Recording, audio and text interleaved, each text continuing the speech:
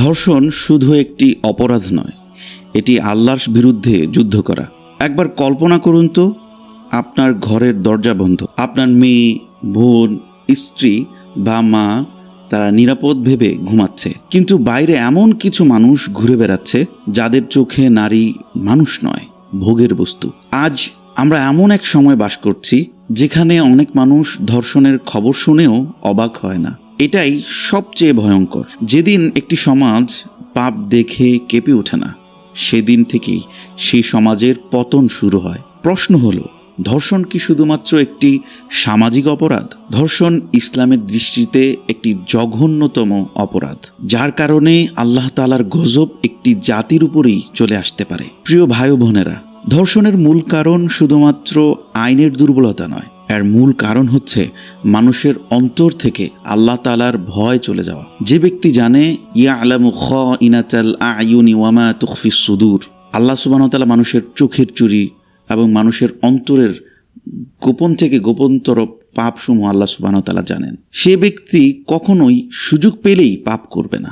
আজ পর্নোগ্রাফি, অশ্লীলতা, অবাধ মেলামেশা, চোখের গুনাহ, এসবকে মানুষ খুবই ছোট করে দেখছে। কিন্তু মনে রাখবেন, ধর্ষণ রাস্তা থেকে শুরু হয় না। ধর্ষণ শুরু হয় হারাম দৃষ্টি থেকে, ধর্ষণ শুরু হয় নোংরা কল্পনা থেকে, ধর্ষণ শুরু হয় গোপন গুনাহ থেকে। এই কারণে আল্লাহ সুবহানাহু ওয়া তাআলা বলেছেন, কুল্লিল মুমিনিনা ইয়াগুদ্দু মিন আবসারিহিম, হে রাসূল, আপনি মুমিনদেরকে বলুন তারা যেন তাদের দৃষ্টি সংযত রাখে। ইসলাম শুধুমাত্র ধর্ষণকে হারাম বলেনি, ধর্ষণের দিকে নিয়ে যাওয়া এমন প্রতিটি পথকেই হারাম করেছেন। হারাম দৃষ্টি, অশ্লীলতা, ব্যভিচার কিংবা নারীকে পণ্য বানানো, সব কিছুর বিরুদ্ধেই ইসলাম যুদ্ধ ঘোষণা করেছে।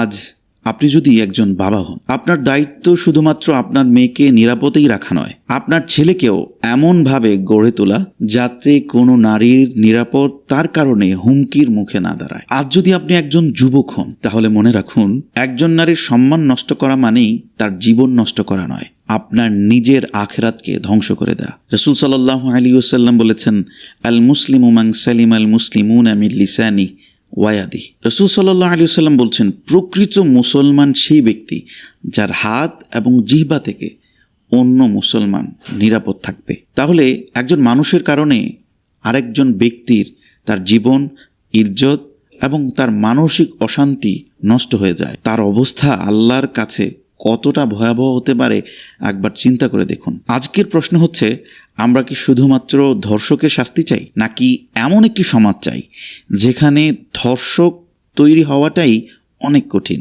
যদি দ্বিতীয়টি চান, তাহলে কোরআনে ফিরতে হবে, সুন্নাহতে ফিরতে হবে, আপনার চোখকে হেফাজত করতে হবে, পরিবারকে হেফাজত করতে হবে, আর নিজেকে এবং নিজ সন্তানদেরকে আল্লাহ ভীরু হিসেবে গড়ে তুলতে হবে। কারণ আইন শুধুমাত্র মানুষকে ভয় দেখাতে পারে, কিন্তু একমাত্র আল্লাহর ভয়ই মানুষকে সকল প্রকারের অনৈতিক এবং কুকর্ম থেকে দূরে রাখতে পারে। আল্লাহ তাআলা আমাদের সমাজকে নিরাপদ করুন, আমাদের সন্তানদেরকেও হেফাজত করুন এবং সব ধরনের অশ্লীলতা ও জুলুম থেকে আমাদের হেফাজত করুন।